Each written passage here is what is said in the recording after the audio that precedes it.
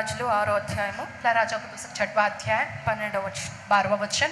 ఈ మందిరంను నీవు కట్టుచున్నావే, నీవు నా కట్టడలను న్యాయవిధులను అనుసరించి నడుచుకొనుచు నేను నియమించిన ఆజ్ఞలన్నిటినీ గైకొనిన ఎడల నీ తండ్రి అయిన దావీదుతో నేను చేసిన వాగ్దానమును నీ పక్షంగా స్థిరపరచెదను.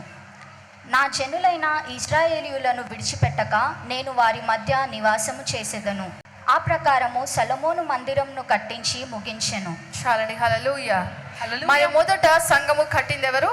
सबसे पहले जो कलीसिया मंदिर को बनाया किसने है? సొలొమోను. सुलेमान ने। దావీదు పూనుకొనిన పనిని दाऊद ने जो काम को करने के लिए ठाना, సొలొమోను మొదలుపెట్టి उसकी शुरुआत सुलेमान कर ఏం చేశాడంట? क्या किया है? ఆ పనిని ముగించాడు. उस काम को पूरा किया है। మరి ఎందుకు మందిరము కడుతున్నాడు? किस लिए उस मंदिर को बनाता है वो? ఎందుకు మందిరం కడుతున్నాడు? किस लिए वो मंदिर को बनाता है? దేవుడు మాట్లాడే స్థలం ఒకటి ఉండాలి. खुदा ने जहाँ पर खुदा बात करे वो एक जगह होनी चाहिए। ఆయన ఒక ప్రత్యక్షత అవడానికి ఒక స్థలం ఉండాలి. खुदा की उपस्थिति वहाँ होवे, इसके लिए एक स्थान का होना जरूरी है। పాప క్షమాపణ కొరకు బలిలు అర్పించడానికి ఒక స్థలం ఉండాలి. पाप की माफी के लिए बलि अर्पण देने के लिए एक स्थान होना चाहिए। ఏదైతే ఈ యొక్క సంఘం ఉందో, ఈ యొక్క మందిరం ఉందో, ये जो मंदिर है దాన్ని ఫస్ట్ టెంపుల్ అంటారు. उसे पहला मंदिर फर्स्ट टेम्पल कहा जाता है। మొదటిది.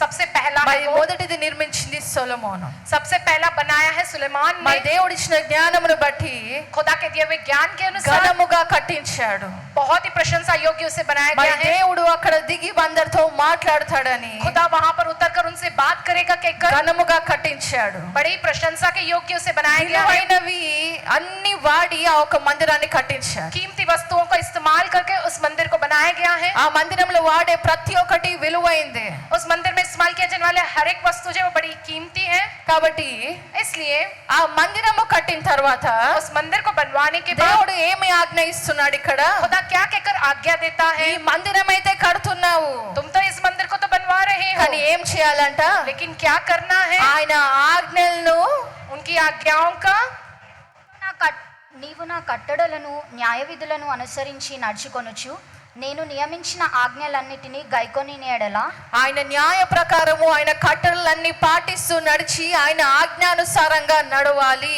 जय उनके सारे न्याय के सारे कानूनों का पालन करते उनकी कही हुई आज्ञाओं के अनुसार चलना है। అప్పుడు ఏం చేస్తాడంట దేవుడు? तब क्या करेगा खुदा कहते हैं? ఇశ్రాయేలును నా జనులైన ఇశ్రాయేలును విడిచిపెట్టక నేను వారి మధ్య నివాసము చేసేదను. విడిచిపెట్టక నేను వారి మధ్య నివాసము చేసేదను. मैं अपनी प्रजा इज़राइल का साथ ना छोड़ूंगा और मैं उनके बीच निवास करूंगा। అంటే నువ్వు ఎందు నిమిత్తం మీద కడుతున్నావో, तुम जिस निमित्त उसे बना रहे हो, నువ్వు నా కట్టడలను నిబంధనలు అన్ని పాటించి నువ్వు నిలబడ్డప్పుడు నువ్వు ఎందు నిమిత్తం అయితే కడుతున్నావో దాని నిమిత్తము నేను నిలబడతాను అంటున్నాను. तुम जब मेरी सारी आज्ञाओं व कानूनों का पालन करोगे तो तुम जिस निमित्त इस मंदिर को बनवा रहे हो उसके अनुसार मैं तुम्हारे संग रहूंगा कहता है నా खुदा। జనులను నేను విడిచిపెట్టను, मेरी प्रजा को मैं ना छोड़ूंगा, వారి మధ్య నేను నివాసము చేసేదను. उनके बीच में निवास करूंगा। కానీ ఏమైందంట? लेकिन क्या हुआ ఈ है? మందిరము నిలబడిందా? क्या ये मंदिर टिका रहा? ఎందు నిమిత్తమైతే వాళ్ళు నిర్మించారు, जिस कारण वे लोगों ने उस मंदिर का निर्माण किए हैं, మరి ఏమైందంట ఆ మందిరానికి? फिर उस मंदिर के संग क्या हुआ है? 2 రాజులు 25వ అధ్యాయము दूसरा राजाओं की पुस्तक उसका 25वां अध्याय 8వ వచనం. 8वां वचन। 2 రాజులు 25వ అధ్యాయము 8వ వచనం. दूसरा राजाओं की पुस्तक 25वां अध्याय उसका 8वां वचन। మరియు బబులోను రాజైన నెబుకద్నెజరు ఏలుబడిలో 19వ సంవత్సరమందు 5వ నెల 7వ దినమున రాజదేహ సంస్కరులకు అధిపతియు బబులోను రాజు సేవకునగు నెబుకద్నెజరుదాను యెరూషలేమునకు వచ్చి యెహోవా మందిరంను రాజనగరును యెరూషలేమునందున్న ఇండ్లన్నిటినీ గొప్పవారి ఇండ్లన్నిటినీ అగ్నిచేత కాల్పించెను. మరియు రాజదేహ సంరక్షుల అధిపతి యొద్దనున్న కల్దీయుల సైనికులందరూ యెరూషలేము చుట్టూనున్న ప్రాకారములను పడగొట్టిరి. పట్టణమందు మిగిలి ఉండిన వారిని, బబులోను రాజు పక్షంన చేరిన వారిని, సామాన్య జనులలో శేషించిన వారిని రాజదేహ సంరక్షకులకు అధిపతి అయిన నెబూజరదాను చెరగిపోయినని గాని వ్యవసాయదారులను ద్రాక్ష తోట వారును ఉండవలనని దేశపు బీద జనములలో కొందరిని ఉండనిచ్చెను.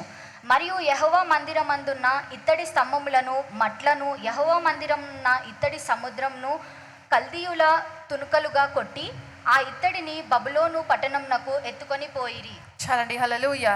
हालेलुया। ఏమైందంట? क्या हुआ है? మరి ఒక సమయం వచ్చింది. एक समय आया, నెబుజరదాను అనే नेबूजरदान नामक ఆయన ఏం చేశాడంట? उसने क्या किया है? నెబుకద్నెజరు పాలనలో उसके राज्य में బబులోను రాజు बेबीलोन का ఈ राजा పట్టణం యొక్క ప్రాకారాలను పడగొట్టి అక్కడ ఉన్న స్థలములన్నిటిని కాల్చివేశాడంట. उस जो प्रांत की सारी जो है प्रहार की जो दीवारों को तोड़कर सारे प्रांतों को चला दिया है। ఇప్పుడు పట్టణానికి ప్రాకారాలు లేవు. अब उस शहर के चारों ओर दीवारें तनी हुई नहीं है, అన్ని పడగొట్టబడ్డాయి, కాల్చివేయబడ్డాయి. वो सब कुछ तोड़ दिया गया है, जला दिया गया है। అలాగే మందిరములో ఉన్న విలువైన వస్తువులను ఏం చేశారంట? और उस मंदिर में मौजूद उन कीमती वस्तुओं को क्या किया है? అన్ని ఎత్తుకెళ్ళిపోయారంట. सब उठाकर ले गए हैं, అన్ని सब ఎత్తుకెళ్ళిపోయారు. उठाकर ले गए हैं। విలువైనవన్నీ పడగొట్టి మరి దాని తునకలు చేసి మరి తీసుకొని जो వెళ్ళిపోయారంట. कीमती था उसे तोड़कर उसे टुकड़े कर कर ले जाया गया है। మరి ఈ రోజుల్లో కూడా तो आज के दिनों में भी నీ శరీరము ఏమై ఉన్నది? तुम्हारा शरीर क्या है? నీ శరీరము దేవుని ఆలయమై ఉన్నది. तुम्हारा शरीर वो खुदा का मंदिर है। ఇది ఆలయంగా ఎందుకుందో మనం తర్వాత చూద్దాము. ये शरीर हमारा खुदा के आलय के तौर पर किस लिए हम ये बाद में देखेंगे। కానీ ఎప్పుడైతే నువ్వు నీ శరీరం నీ ఆలయంగా మార్చుకుంటావో जब तुम अपने शरीर को उस खुदा के आलय के तौर पर बदलते हो, అప్పుడు అందరూ నిలబడ్డ వారే ఉన్నారా? क्या सब खड़े हुए लोगों के जैसे ही है ఈ क्या? ఆలయంను అందరూ నిలబెట్టుకున్న వారే ఉన్నారా? इस आलय को क्या सब लोगों ने निभा रखा है क्या? కొన్నిసార్లు పడిపోయిన వారు కూడా ఉన్నారు. थोड़े बार ऐसे लोग होते हुए अपने जीवन में गिर जाते हैं। అపవాదికి చోటిచ్చినప్పుడు जब वो शैतान को मौका देते ఏం हैं చేస్తుంది? तो वो क्या करता है? ఇక్కడ వీళ్ళు ఏం చేశారు? ये लोगों ने क्या किया? ప్రాకారాలని పడగొట్టేశారు. उस जे प्रांत की चारों ओर की जो दीवारें तनी थी उसे तोड़ दिया। ఆ పట్టణముకి ఏదైతే కాపాడే ప్రాకారాలు ఉన్నాయో మొదట అవి పడగొట్టేశారు. उस शहर को उसकी हिफाजत करने वाली चारों ओर जो है बाड़ा के समान जो सारी दीवार थी उसे पहले तोड़ दिया है। మరి ఏం చేశారంట? तो फिर क्या किया है? ప్రతివి కాల్చివేసి हर चीजों को जलाकर విలువైనవన్నీ ఎత్తుకెళ్ళిపోయారంట. और जो कीमती है वो सब उठा ले गए। అలాగే మనము కూడా మన ఆత్మీయ జీవితంలో उसी प्रकार से हम भी हमारे आत्मिक जीवन में ఎప్పుడైతే దేవుని ఆజ్ఞలు పాటించక जब हम खुदा की आज्ञा का पालन नहीं करते हैं అపవాదికి చోటిస్తామో और शैतान को अपने अंदर जगह व मौका देते हैं, అప్పుడు అపవాది ఏం చేస్తుంది? तो वो शैतान क्या करता है? నిన్ను మొదట ఆ ప్రార్థన అనే ప్రాకారాలు లేకుండా ఫస్ట్ నేను పడగొడుతుంది. सबसे पहले तुम्हारे चारों ओर प्रार्थना नामक वो बाड़ा ना रहे इस तरह से जो है वो तोड़ देता है। ఎందుకంటే నీ ప్రార్థనలే నీకు ఆయుధము. क्योंकि तुम्हारे लिए तुम्हारी प्रार्थना ही तुम्हारे लिए वो నువ్వు हथियार ఎంత है। ప్రార్థనలో ఉంటావో అంత నిన్ను కాపాడుకోగలుగుతావు. तुम जितना प्रार्थना में रहोगे उतना ज्यादा तुम अपने आप की हिफाजत कर पाओगे। కాబట్టి మొట్టమొదట ఏం చేస్తుంది? सबसे पहले वो क्या करता है? నీ ప్రార్థనను తగ్గించేస్తుంది. तुम्हारी प्रार्थना को वो कम कर देता है। చాలా మంది వస్తారు కష్టాలు రాగానే, బాధలు రావడానికి. ఈ బాధలు కష్టాలు ఎక్కడి నుంచి వస్తాయి?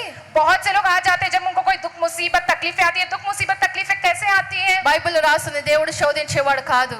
जय बाइबल में लिखा है खुदा परीक्षा लेता नहीं है इंसानों కాబట్టి की। ఇవన్నీ ఎక్కడి నుంచి వస్తాయి? ये सारी तकलीफ परेशानी हमको कहाँ से आती है? అపవాది పెట్టే వాటికి जो शैतान तुमको देता है उसके మనిషి कारण లొంగిపోయి मनुष्य जो है उसके आगे झुक जाते हैं। ఏమవుతున్నాడంట? उस कारण क्या होते हैं? ఏదైతే దేవుడు ఒకటి ఆయుధం ఇచ్చి నీకు ప్రాకారం లాగా పెట్టాడో మొదట నువ్వు అందులో తగ్గిపోతున్నావు. जो खुदा ने तुमको हथियार देकर एक बाड़े के तौर पर तुम्हारे चारों ओर रखा है, सबसे पहले उस प्रार्थना में ही तुम कम हो जाते हो। అందుకే మొదట చెప్తారు ప్రార్థన చేయలేకపోతున్నాను. सबसे पहले वो ये कहते हैं कि हम प्रार्थना नहीं कर पा रहे ముందు हैं। గంటలు గంటలు చేసేవాడిని, గంటలు గంటలు చేసేదాన్ని, ఇప్పుడు కాసేపు కూడా ఉండలేకపోతున్నాను. पहले कहते थे कि हम इससे पहले कई घंटे तो प्रार्थना किया करते थे, कई घंटे तो प्रार्थना करते थे, अब थोड़ी देर भी प्रार्थना नहीं कर पा रहे हैं। నిద్ర వచ్చేస్తుంది, అలసట వచ్చేస్తుంది. नींद आ रही है, थकान हो जा रही है कहकर। మరి ఎందుకు? किस लिए ऐसा हो रहा ఈరోజు है? మిమ్మల్ని మీరు గమనించుకోవాలి. आज के दिन अपने विषय में तुमको ध्यान देना है। ఈ ప్రార్థన అనే ప్రాకారము ఇంకా కట్టుకుంటున్నావా? क्या तुम प्रार्थना नामक बाड़ा अपने चारों ओर अभी भी बना रहे हो, లేదా ఎక్కడైనా అపవాదికి చోటిచ్చావా? या कहीं ना कहीं शैतान को अपने अंदर जगह दिए हो? తర్వాత ఏం చేశారంట? फिर क्या किया है? ఆక్రమించుకున్నట్టు वे लोगों ने आक्रमित कर लिया है। విలువైనవన్నీ ఎత్తుకెళ్ళిపోయారు. जो सारा कीमती था वो सब उठा ले गए। నీ ఆత్మీయ జీవితంలో నీకు విలువైనవి ఏంటివి? तुम्हारे आत्मिक जीवन के लिए सबसे कीमती क्या है? మీకు విలువైనవి ఏంటి మీ జీవితంలో? तुम्हारे जीवन में तुम्हारे लिए सबसे कीमती क्या है? డబ్బులా? पैसा है क्या? ఏంటి మీ జీవితంలో విలువైనవి? तुम्हारे जीवन में सबसे कीमती क्या है? దేవుడు మీకు ఇచ్చిన విలువైనది ఏంటి? खुदा ने जो तुमको सबसे कीमती दिया वो क्या है? రక్షణ నీకు ఉంటుంది. उद्धार तो तुमको होता है। అపవాదికి చోటు ఇచ్చినప్పుడు నీ ఇంట్లో ఏ విధంగా ఉంటాయి నీ పరిస్థితులు? जब तुम शैतान को अपने अंदर जगह व मौका देगे तो घर में तुम्हारी परिस्थिति क्या होती है? దేవుడిచ్చిన ప్రేమ, శాంతి, సమాధానము నీకు కనిపించదు. खुदा के का दिया हुआ वो प्रेम, शांति, समाधान वो नहीं दिखता है तुमको। నీ దగ్గర డబ్బులున్నా సరే నువ్వు ఇవి కొనుక్కోలేవు. चाहे तुम्हारे पास पैसा भी हो तो इन चीजों को तुम खरीद नहीं सकते हो। కాబట్టి దేవుడిచ్చిన ఈ విలువైనవి అన్ని, जो खुदा ने तुमको दिया ये सब कुछ जो कीमती है, నీ ఇంట్లో ఉన్న ప్రేమ కావచ్చు, चाहे तुम्हारे घर में मौजूद वो प्रेम ఆ होगा, శాంతి కావచ్చు, సమాధానము కావచ్చు, वो शांति वो समाधान होगा, ఏమవుతాయంట? क्या होता उस वक्त? ఎవరికైతే నువ్వు చోటిచ్చావో వాళ్ళే ఎత్తుకొని వెళ్ళిపోతారంట. तुमने जिसको अपने अंदर जगह दी है वही तुम्हारे ये सुख शांति सब उठा ले जाते हैं। అప్పుడు ఇంట్లో ఏమవుతుంది? तो घर में क्या होता है? ప్రతిరోజు గొడవలు, हर दिन लड़ाई झगड़े, ఒక సమాధానం అనేది ఉండదు. जब शांति नहीं होती है घर ఇంటికి में, రావడం ఎందుకా అనిపించే పరిస్థితులు, घर हम क्यों आए कि कर ऐसी परिस्थिति जब होती ఇక है, ఈ జీవితం ఎందుకా అనిపించే పరిస్థితులు अब ये जीवन हमें क्यों कहकर जब लगता है ऐसी परिस्थिति में ఎందుకు వస్తాయంట? ये सब कुछ क्यों आता है? ముందుకు చదువుదాము. आगे हम पढ़ेंगे ఇర్మియా 20వ అధ్యాయము 4-5 వచనాలు. 20वां अध्याय, ఇర్మియా 20వ అధ్యాయము इर्मिया की पुस्तक 20वां अध्याय 4-5 వచనాలు. 4 और 5वां वचन। యెహోవా ఈ మాట సెలవిచ్చుచున్నాడు, నీకును నీ స్నేహితులందరికీ నీవే భయకారణముగా నుండునట్లు చేయుచున్నాను. నీవు చూచుండగా వారు తమ శత్రువుల ఖడ్గము చేత కూలెదరు, మరియు యూదా వారినందరినీ బబులోను రాజు చేతికి అప్పగింతును.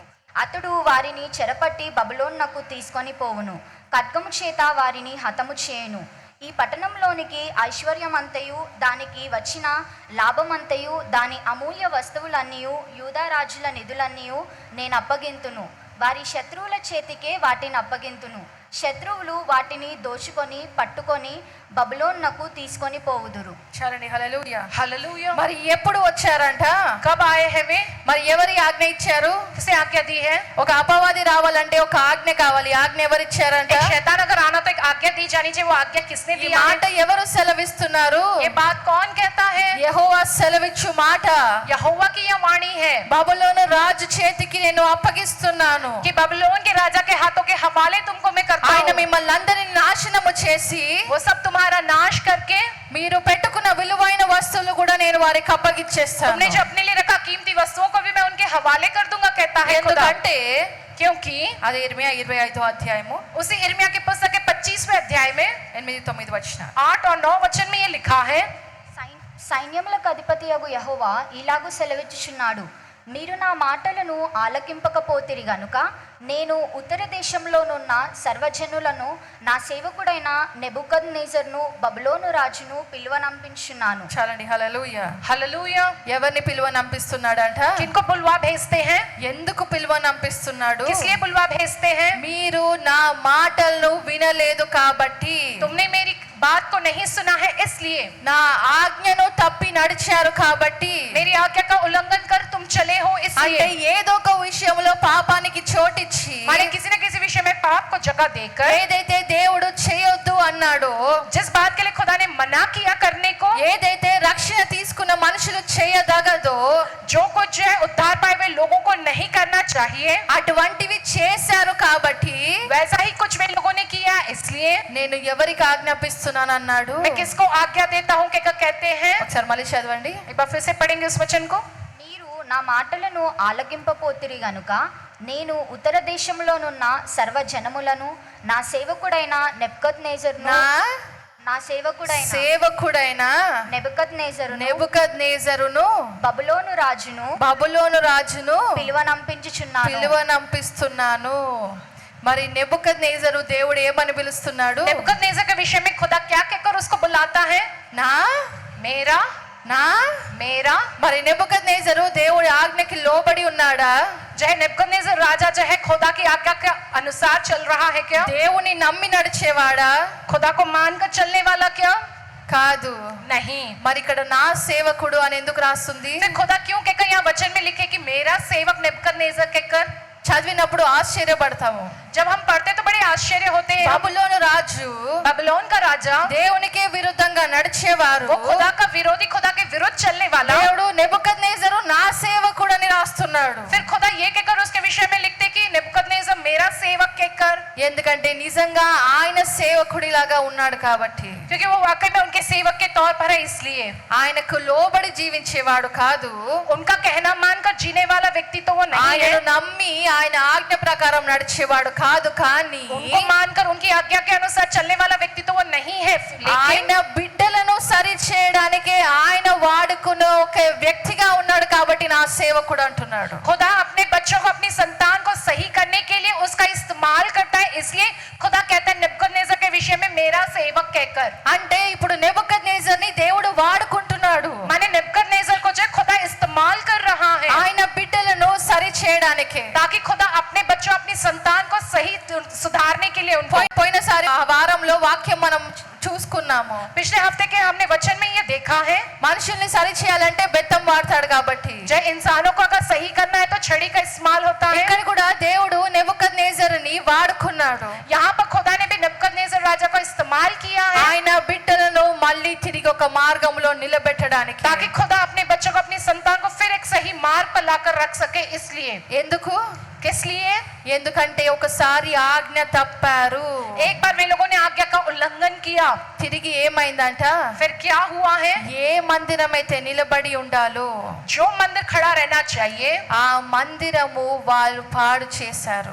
उस मंदिर को वे लोगों ने खराब कर दिया। ఏ ఆజ్ఞలైతే పాటించి నడవాలో, जिन आज्ञाओं का पालन करके उनको चलना था, ఏ పరిశుద్ధతనైతే వాళ్ళు కాపాడుకోవాలో, जिस पवित्रता की वे लोगों को हिफाजत करनी चाहिए थी, అది ఆ దారిలో నడవక उस मार्ग पर ना चलते हुए త్రోవ తప్పారు కాబట్టి वो रास्ते से भटक गए। इसलिए దేవుడు శత్రు చేతికి అప్పగించాడు. खुदा ने उन्हें शत्रुओं के हाथों के हवाले कर दिया।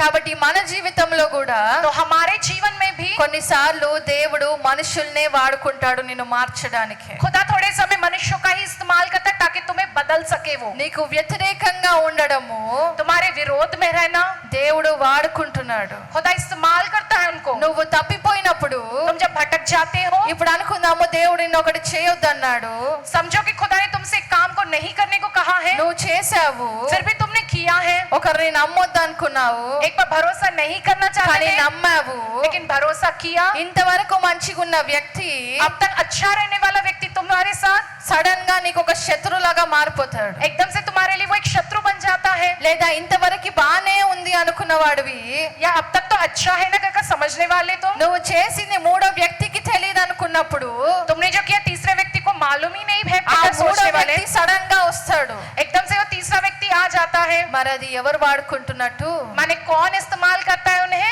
ఎక్కడి నుంచి వస్తున్నట్టు, कहाँ से वे आते हैं, ఎందుకు? किस लिए? కేవలము నిన్ను మళ్ళీ దేవుని వైపు మళ్ళించడానికి. ताकि तुम्हें फिर खुदा की ओर पलटाने के लिए। దేవుడు నీ శత్రువులను కూడా వాడుకుంటాడు. खुदा तुम्हारे शत्रुओं का भी इस्तेमाल करता है। అందుకే ఆ సమయంలో ఏం చేయాలి, इसलिए उस समय में तुमको क्या करना है, ఇజ్రాయెల్ దేవుడు మళ్ళీ రక్షించుకుంటాడు. ఎందుకు? फिर खुदा इस्राएलियों को बचा लेता है। किस लिए? ఎందుకంటే వాళ్ళ హృదయము మళ్ళీ దేవుని వైపు మరలించుకుంటారు. क्योंकि वे लोगों ने अपने हृदय को फिर खुदा की ओर वे पलटा लेते हैं। చేసిన తప్పుని పాపాన్ని క్షమించమని అడిగి, किए हुए पापों को, गलतियों को क्षमा को कहकर मांगते ఏదైతే खुदा से। బంధకములో ఉన్నారో वे जिस बंधन में बंधे हुए थे, వాటి నుంచి విడిపించమని దేవుణ్ణి గోజాడినప్పుడు जब वे जो है खुदा से गुहार लगाते हैं, खुदा हमें इन बंधनों से छुटकारा दिलाए దేవుడు कहकर, తిరిగి వాళ్ళని కాపాడాడు. तब खुदा वापस फिर उनको बचाता है। కాబట్టి చూద్దాము ఎజ్రా एज्रा की पुस्तक में हम देखते हैं మొదటి అధ్యాయం 2వ వచనం. पहला अध्याय उसका दूसरा वचन। పారసీకపు దేశపు రాజైన కోరేషు ఆజ్ఞాపించినదేమనగా, ఆకాశమందలి దేవుడైన యెహోవా లోకమందున్న సకల జనములను నా వశము చేసి యూదా దేశమందున్న యెరూషలేములో తనకు మందిరంను కట్టించుమని నాకు ఆజ్ఞ ఇచ్చి ఉన్నాడు. చాలండి, హల్లెలూయా. हालेलुया। ఇక్కడ తిరిగి దేవుడు మళ్ళీ ఏం చేస్తున్నాడంట, यहाँ पर फिर खुदा क्या करता है, దేవుడు ఒక మందిరము కట్టించమని ఒక రాజు ద్వారా ఆజ్ఞాపిస్తున్నాడు. खुदा एक मंदिर को बनवाने के लिए एक राजा के द्वारा आज्ञा देता है। ఏదైతే మందిరము మొదట దేవుని ప్రత్యక్షత కొరకై కట్టారో, जो मंदिर सबसे पहले बनाया गया ताकि उसमें खुदा की उपस्थिति हो के कर, ఒక इसलिए ఆజ్ఞ తప్పిపోవడం ద్వారా एक आज्ञा का उल्लंघन करने के कारण మళ్ళీ పడిపోయిన ఆ మందిరమును फिर गिर गए उस मंदिर को। దేవుడు వాళ్ళకి ఆల్రెడీ సెలవిచ్చి ఉన్నాడు. खुदा ने पहले से उनसे कह रखा है నేను పలానా సంవత్సరముల తరువాత, कि मैं फलाने सालों बाद, ఒక 70 సంవత్సరముల తరువాత 70 सालों के बाद నేను తిరిగి మిమ్మల్ని రప్పింపజేస్తాను అని. मैं तुम्हें फिर वापस इस देश में बुलवा लाऊंगा।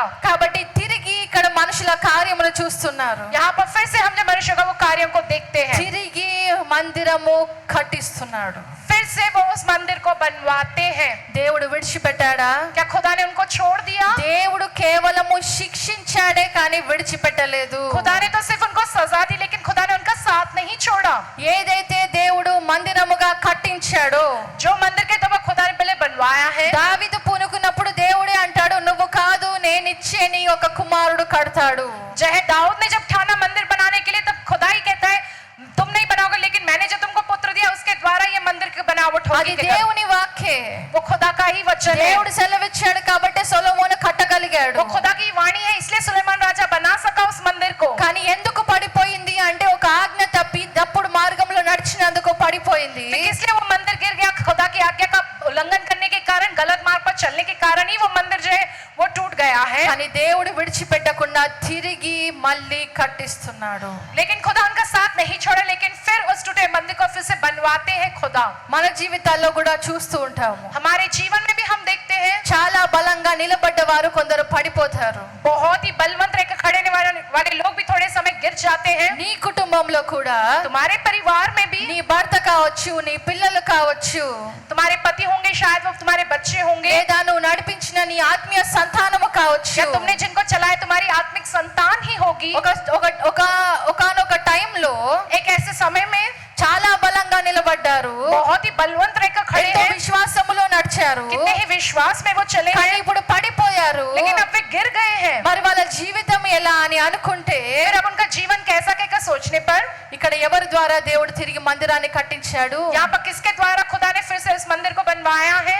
ఎవరిని వాడుకున్నాడు? किसको इस्तेमाल किया है? మనకు సమయం ఎక్కువ లేదు కాబట్టి నేను ఒకటి వచనం చెప్పి ముందుకెళ్ళిపోతాను. జకర్యా 4వ అధ్యాయము 6-7 వచనాల్లో రాసుంటుంది. जकरिया की पुस्तक 4th अध्याय उसके 6वें और 7वें वचन में लिखा गया है. ఎవరిని వాడుకుంటున్నాడంట? किसको इस्तेमाल करता है खुदा? జెరుబాబేలు దేవుడు వాడుకుంటున్నాడు. जरुब्बाबेल को इस्तेमाल करता है. జెరుబాబేలు దేవుడు వాడుకుంటున్నాడు. जरुब्बाबेल को खुदा इस्तेमाल करता है. ఎందుకు వాడుకుంటున్నాడు? ఎలా చేయిస్తున్నాడు? कैसे इस्तेमाल करता है, कैसे करवाता है? శక్తి చేత కాదు, బలము చేత కాదు, కానీ ना ही शक्ति के द्वारा, ना ही बल के द्वारा, కేవలము నా ఆత్మ ద్వారా ఈ కార్యము చేస్తాను. जो केवल मेरी आत्मा के द्वारा इस कार्य को करूंगा कहता है खुदा. జెరుబాబేలుని వాడుకుంటున్నాడు. जरुब्बाबेल को इस्तेमाल करता है. కాబట్టి నువ్వు కూడా నీ జీవితంలో, ऐसे तुम भी अपने जीवन నీ में, కుటుంబంలో కానీ సంఘములో కానీ चाहे तुम्हारे परिवार में हो या कलीसिया में हो, పడిపోయిన వారు ఎవరైనా ఉంటే जो कोई ऐसे अपने जीवन में जो गिर गए हो, దేవుడు అంటున్నాడు, खुदा ये कहता है నీ శక్తి కాదు, నీ బలము కాదు, तुम्हारी शक्ति व तुम्हारा बल नहीं, కేవలము నా ఆత్మ ద్వారా తిరిగి నేను లేపుతాను. केवल मेरी आत्मा के द्वारा मैं उन्हें फिर से खड़ा करूंगा. మరి ఎవరిని వాడుకున్నాడు?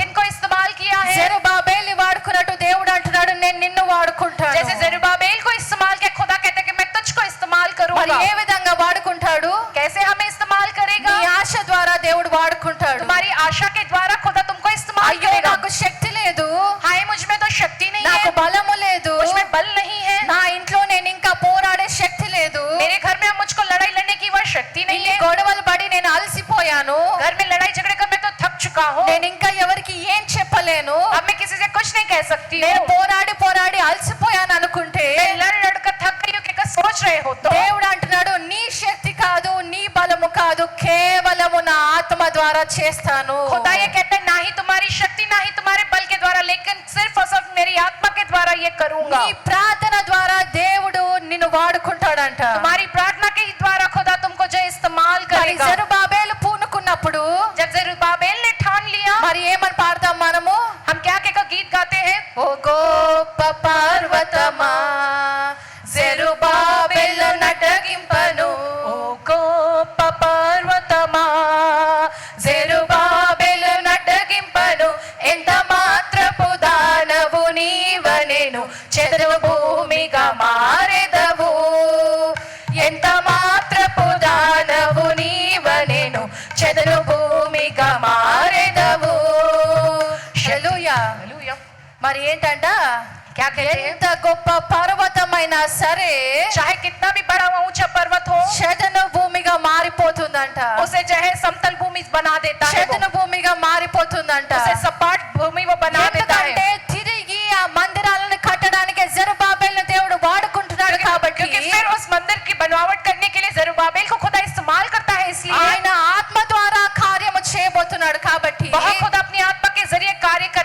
है इसलिए ఏది కూడా అడ్డగించలేదంట. कुछ भी उसके आड़े नहीं आ सकता है। కొండ లాంటి శ్రమ అయినా సరే అడ్డగించలేదంట. पहाड़ जैसी तकलीफ और दुख भी हो वो जो है आड़े नहीं आ सकता। బలవంతంగా నిలబడ్డ అపవాది అయినా సరే నిన్ను అడ్డగించలేదంట. जोर जबरदस्ती से खड़ा हुआ शायद वो शैतान भी हो लेकिन वो तुम्हारे आड़े नहीं आ सकता है। పడిపోయిన ఆ మందిరాన్ని తిరిగి కట్టించడానికి దేవుడు జెరుబాబెల్ను వాడుకున్నాడు. गिर गए वो टूट गए इस मंदिर को फिर से बनाने के लिए खुदा ने जरुब्बाबेल को इस्तेमाल किया है। అదే విధంగా తప్పిపోయిన ఆత్మలను వెతికి రక్షించడానికి దేవుడు నిన్ను వాడుకుంటున్నాడు. उसी प्रकार से भटक गई हुई आत्माओं को ढूंढकर बचाने के लिए खुदा तुमको इस्तेमाल करता है। అవును నన్ను వాడుకో ప్రభు అని నీకు ఆశ ఉంటే अगर तुम में आशा है प्रभु हाँ मुझको आप इस्तेमाल करो कहकर దేవుడు నిన్ను వాడుకుంటాడు. खुदा तुमको इस्तेमाल करेगा। తిరిగి జీవితాన్ని కట్టడానికి, फिर से जीवनों को संवारने के తిరిగి लिए, కుటుంబాన్ని కట్టడానికి, फिर से उन परिवारों को संवारने के ప్రతి लिए, అపవాదిని కూల్చివేయడానికి, हर एक शैतान का नाश करने के लिए, తప్పిపోయిన నీ కుమారులను నిలబెట్టడానికి, जय भटक गए उन पुत्रों को फिर से लाकर खड़ा करने పడిపోయిన के నీ लिए, భార్య కావచ్చు భర్త కావచ్చు తిరిగి నిలబెట్టడానికి, भटक गए चाहे वो तुम्हारे पति या पत्नी हो, उन्हें फिर वापस खड़ा करने के लिए, పడిపోయిన నీ విశ్వాస జీవితము కావచ్చు भटक गया वो तुम्हारा विश्वास जीवन होगा। తిరిగి దేవుడు ఆయన ఆత్మ ద్వారా నీ ద్వారా చేస్తాడంట. खुदा फिर से अपनी आत्मा के जरिए तुम्हारे द्वारा वो करवाएगा। మరి ఇక్కడ ఏం జరిగింది? तो फिर यहाँ पे क्या हुआ है? జెరుబాబెలు కట్టించాడా? जरुब्बाबेल ने बनाया है क्या? కట్టించాడా? बनवाया है क्या उसने? కట్టించాడు. उसने बनवाया है। తర్వాత उसके बाद ఎజ్రా इज़रा ప్రతి ఒక్కరిని చేర్చుకొని हर एक को बुलवाकर తర్వాత उसके बाद ఆ ప్రాకారాలు కూడా కట్టిస్తారు. वो बाड़े की दीवारों को भी बनवाते हैं। అవన్నీ ప్రాకారాలు కట్టించి उन सारी बाड़े की दीवारों को बनवाकर ఆ ప్రాకారాలు కూడా తిరిగి ఏ విధంగా కడతారు? उन बाड़े की दीवारों को फिर से वे कैसे बनाते हैं? ఒక చేత ఈట పట్టుకొని एक हाथ में ईंट पकड़कर చేశారంట. वे लोगों ने किया है, बनाया है। పోరాడుతూ लड़ाई लड़ते ఆ हुए ప్రాకారాలు తిరిగి కట్టాలి. उस जो है मंदिर के जो है बाड़े की दीवार को फिर से बनाना है। మళ్ళీ శత్రుకి చోటివ్వద్దు అని फिर शत्रु को जगह ना दे ఆ कहकर పట్టణం యొక్క ప్రాకారాలు తిరిగి కడతారు. उस शहर के बाड़े की दीवारों को फिर वे बनाते हैं। కాబట్టి ఈ రోజు तो आज के दिन ప్రార్థన అనే ఆయుధాన్ని పట్టుకున్న నిన్ను तुम जो प्रार्थना नामक हथियार को पकड़े हो, తిరిగి అటువంటి ప్రాకారాలు దేవుడు నీ ద్వారా కట్టిస్తాడంట. खुदा फिर से तुम्हारे द्वारा उन जो बाड़े की दीवारों को बनवाएगा। కానీ కట్టడానికి నువ్వు సిద్ధమా? क्या बनाने के लिए तुम तैयार हो? సిద్ధమేనా? तैयार हो तुम? మరి ఆ ప్రాకారము కట్టడానికి वो बाड़े की दीवारों को बनाने के మరి लिए ఏ విధంగా బయలుదేరారు? वे कैसे निकले हैं? కేవలము బాధ, सिर्फ दुख है उनमें నా ఒక పట్టణముకి ప్రాకారాలు లేవు, कि मेरे शहर के चारों ओर वो बाड़ा नहीं है నా कहकर జనులు తిరిగి అందులో సురక్షితంగా జీవించాలంటే मेरी प्रजा अगर उस प्रांत में सुरक्षित जीना तो అవి తిరిగి కట్టబడాలి. वो प्रांत की जो दीवारें बाड़े की दीवारें फिर से बनी పడిపోయిన जानी चाहिए। సంఘము నిలబడాలి. गिर गई कलीसिया वो फिर से खड़ी होनी నా चाहिए। దేవుని నామము మళ్ళీ మహిమ పొందుకోవాలి मेरा खुदा का नाम फिर से महिमा पाना, అని ఆశ కలిగి బయలుదేరారు. इस आशा के साथ वे निकले हैं। ఆ బయలుదేరినందుకు वे निकले उस तरह से इसलिए దేవుడు వాడుకున్నాడు. खुदा ने इस्तेमाल किया। అందరినీ ఆ ఒక్క వ్యక్తికి లోబడేలాగా చేస్తాడు. सारे लोग उस एक व्यक्ति के आगे झुक जाए इस तरह से खुदा करता है। సమాధానముతో నిలబెడతాడు. शांति पूर्वक उन्हें खड़ा करता है। కాబట్టి నీ జీవితంలో तो तुम्हारे जीवन में भी నువ్వు కూడా అటువంటి బాధతో ఉన్నట్టయితే अगर तुम भी वैसे दुख से भरे हो तो దేవుడి రోజు నీతోనే మాట్లాడుతున్నాడు. आज के दिन खुदा तुमसे ही बात कर నీ रहा है। ప్రార్థన ద్వారా तुम्हारी प्रार्थना के द्वारा ఆయన ఆత్మ చేత ఆయన కార్యము చేయబోతున్నాడంట. वह अपनी आत्मा के द्वारा अपने उस कार्य को करने वाला है। పడిపోయిన ఆత్మలను తిరిగి దేవుడు లేపుతాడంట. जो आत्माएं गिर गई खुदा उन्हें फिर से उठकर खड़ा कराने वाला है। తప్పిపోయిన వారిని దేవుడు తిరిగి నిలబెడతాడంట. जो भटक गए खुदा उन्हें वापस लाकर खड़ा करने वाला है। ఎందుకంటే क्योंकि 1 కొరింథీయులు 3:17 पहला कुरिन्थी की पुस्तक 3 अध्याय उसके 17 वचन में लिखा है, ఎవడైనను దేవుని ఆలయంను పాడు చేసిన ఎడల దేవుడు వానిని పాడు చేయను. దేవుని ఆలయము పరిశుద్ధమై ఉన్నది, మీరు ఆ ఆలయమై ఉన్నారు. అలాగే అదే 1 కొరింథీయులు 6:19 पहला कुरिन्थी पुस्तक 6वां अध्याय 19वां वचन, మీ దేహము దేవుని వలన మీకు అనుగ్రహింపబడి మీలోనున్న పరిశుద్ధాత్మకు ఆలయమై ఉన్నదని మీరెరుగరా? మీరు మీ సొత్తు కారు. చాలండి. హల్లెలూయా. हालेलुया। మరి నీ దేహము దేవుని ఆలయంగా ఎప్పుడు మారుతుంది? तुम्हारा देह खुदा के आलय के तौर पर कब बदलता है? ఎప్పుడు మారుతుంది? कब बदलता है? రక్షణ పొందుకోగానే నీ దేహము దేవుని ఆలయంగా మారిపోతుందా? उद्धार पाते क्या तुम्हारा देह खुदा का आलय बन जाता है क्या? దేవుడు అందుకే అన్నాడు, నా ఆత్మ లేని వాడు నా వాడు కాదు. इसलिए खुदा कहता है जिनमें मेरी आत्मा नहीं है वो मेरा नहीं है। కాబట్టి ఎంతమంది ఈరోజు చెప్పగలుగుతారు ఈ దేహము దేవుని ఆలయముగా ఉంది అని? कितने लोग आज के दिन ये कह सकते हैं कि तुम्हारा ये जो देह है वो खुदा का आलय है कि कर? కన్ఫర్మ్ గా చెప్పగలుగుతావా ఈ దేహము దేవుని ఆలయంగానే ఉందని? 100% तुम ये कह सकते हो कि ये मेरा जो देह है वो खुदा का आलय के कर? अपने ఎందుకంటే विषय में ఇక్కడ రాస్తుంది ఆయన పరిశుద్ధాత్మ నీలో నివసిస్తుంది కాబట్టే నువ్వు దేవుని ఆలయంగా ఉన్నావు. क्योंकि वचन में लिखा है कि उनकी पवित्र आत्मा तुम में निवास करता है इसलिए तुम्हारा देह जो खुदा का आलय है। ఆ రోజు వాళ్ళు మందిరం ఎందుకు కట్టించారు? उस दिन में लोगों ने मंदिर किस लिए बनवाया है? దేవుని యొక్క ప్రత్యక్షత ఉండాలని వాళ్ళు कि కట్టించారు. वहां पर खुदा की उपस्थिति रहे इसलिए बनाया है। మొదటిది, రెండోది. पहला, फिर उसके बाद दूसरा। మరి నూతన నిబంధనకి వస్తే अगर हम नए नियम में आते हैं तो దేవుడు నీ కొరకు మరణించి खुदा तुम्हारे लिए मरकर తిరిగి మూడో రోజు లేచాడు కాబట్టి, वो तीसरे दिन मुर्दों में से फिर से जी उठे ఆయన इसलिए, తిరిగి లేచాడు కాబట్టి वो मुर्दों में से जी उठे हैं ఆయన इसलिए, ఆత్మ మనకు అనుగ్రహింపబడింది. उनकी आत्मा हमको दी गई है इसलिए, అదే ఆత్మ నీలో నివసిస్తుంది కాబట్టే నువ్వు దేవుని ఆలయంగా ఉన్నావు. उनकी वो आत्मा तुम में निवास करी इसलिए तुम खुदा का आलय व मंदिर हो। ఈ ఆలయముని इस आलय को మనం ఇంకా ముందుకి చూసుకుంటే अगर हम आगे और देखते हैं तो ఏదైతే దేవుడు వాడుకుంటాడో जो खुदा इस्तेमाल करता है అదే అపవాది కూడా వాడుకుంటుంది. उसका भी इस्तेमाल शैतान भी करता है। ఏదైతే ఈ మందిరం ఉందో, जो ये मंदिर है, చాలా సార్లు సామన్న ఈ వాక్యము చెప్పారు, बहुत सी बार सैमना ने ये वचन में कहा है, తిరిగి ఏం చేస్తారంట, फिर वे क्या करते हैं? రెండోసారి కూడా పడగొట్టారు. दूसरी बार फिर से उसको गिराते हैं। చివరిగా अंत में ఒక్కసారి కట్టాలి. एक बार फिर बनाना है। ఆ మూడోసారి కట్టినప్పుడు ఏమవుతుంది? और जब वो तीसरी बार बनाया जाएगा तब क्या होगा? సంఘము ఎత్తబడుతుంది. कलीसिया उठा ली जाएगी। పూర్తయిపోయినప్పుడు जब वो पूरा हो जाएगा సంఘము ఎత్తబడుతుంది. कलीसिया उठा ली जाएगी। పరిశుద్ధులు ఎత్తబడతారు. जो पवित्र है वे लोग उठा लिए మరి जाएंगे। ఒక్క వ్యక్తి ఉంటాడంట, फिर एक व्यक्ति रहेगा, ఏంటి, क्या कहकर? నేనే దేవుడు నన్ను చెప్పే ఒకరు లేస్తారంట. मैं ही खुदा हूँ कहकर कहने वाला एक व्यक्ति उठकर खड़ा होगा। ఆ అంత్యక్రీస్తు వచ్చి वो एंटी क्राइस्ट आकर నేనే దేవుడు అని చెప్పే దినం వస్తుంది. मैं ही खुदा हूँ कहकर कहने वाला वो दिन आएगा। కాబట్టి इसलिए ఈ యొక్క దేవాలయముని ఏ విధంగా అయితే जैसे उस देवालय को जिस तरह से పాడు చేయాలని అపవాది పూనుకుందో, जो है खराब और बिगाड़ने की जो कोशिश शैतान करता है, నీ యొక్క దేవాలయము ఎప్పుడెత్తబడుతుంది? जो तुम्हारा वो देवालय कब उठा लिया जाता है? సంఘం ఎప్పుడెత్తబడుతుంది? कलीसिया कब उठा ली जाएगी? పోనీ ఎవరెత్తబడతారు? कौन उठा लिए जाएंगे? ఎవరెత్తబడతారు? कौन उठा लिए जाएंगे? పరిశుద్ధులు ఎత్తబడతారు. जो पवित्र है वे लोग उठा लिए जाएंगे। మరి तो फिर నువ్వు దేవుని ఆలయముగా నిలబడినప్పుడే కదా నువ్వు ఎత్తబడతావు.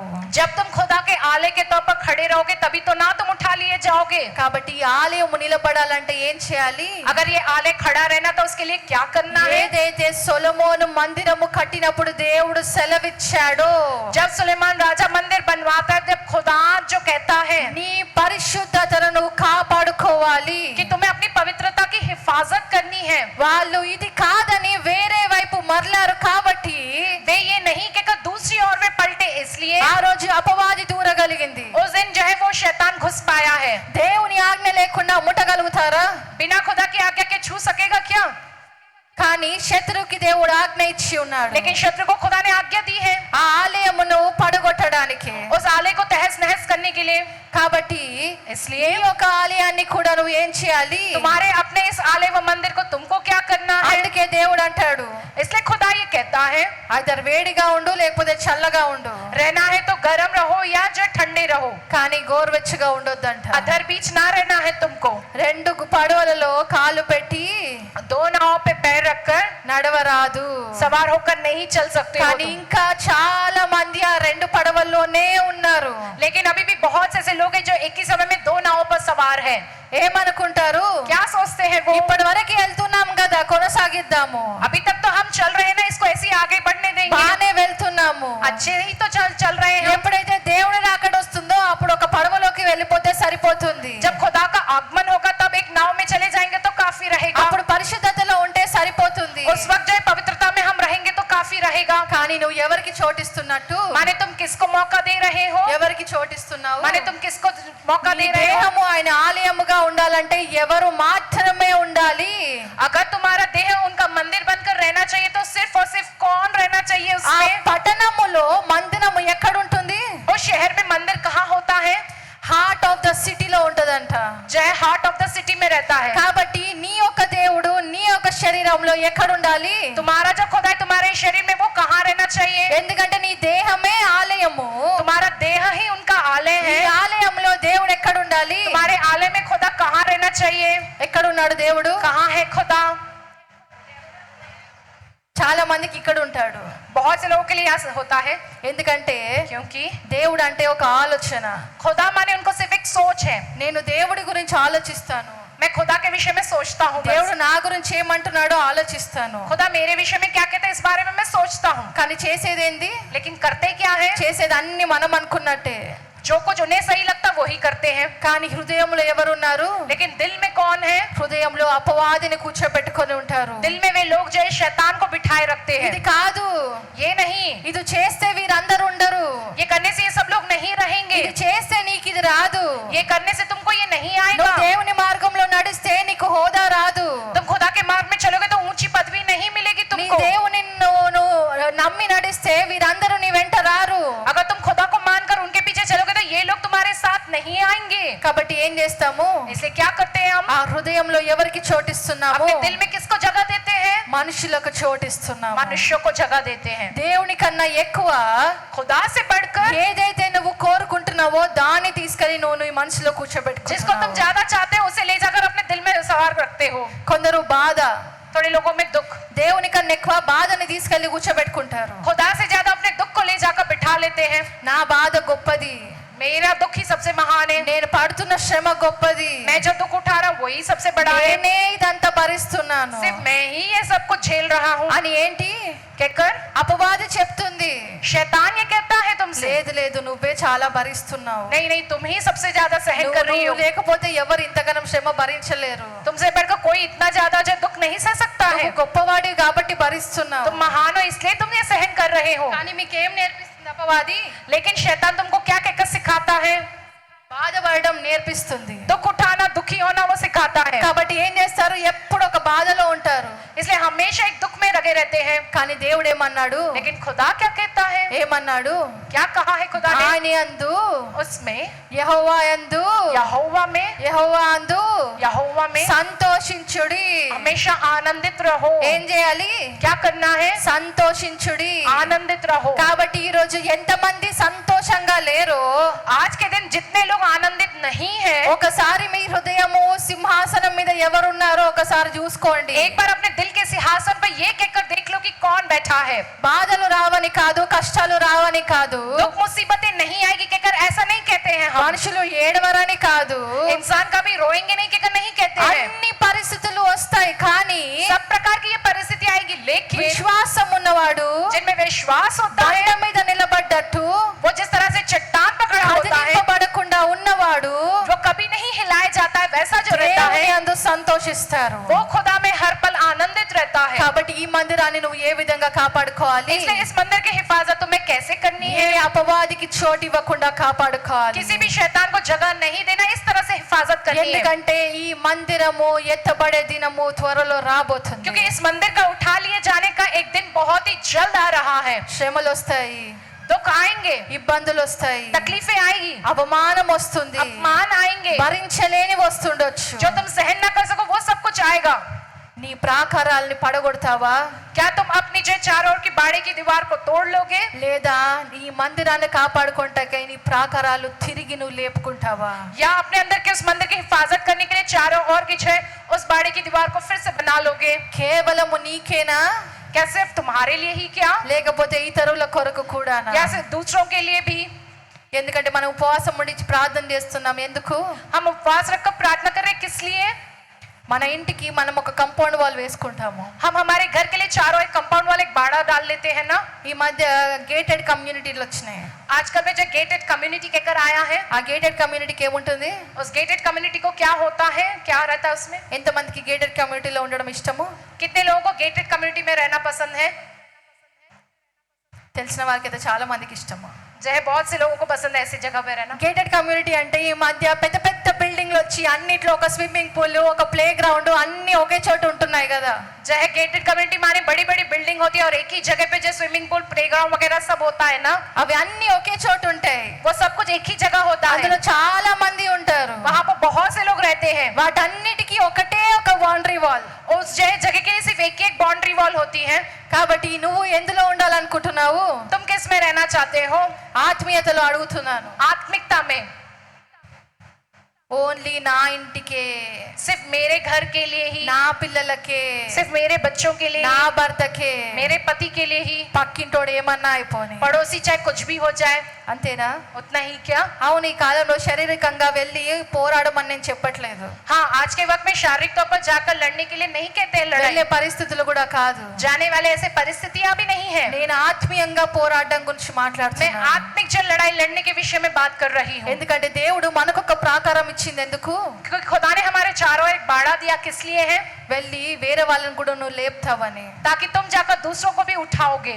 కాబట్టి इसलिए ఈ రోజు నిన్ను నువ్వు పరీక్షించుకో. आज के दिन तुम अपने आप को जांच लो.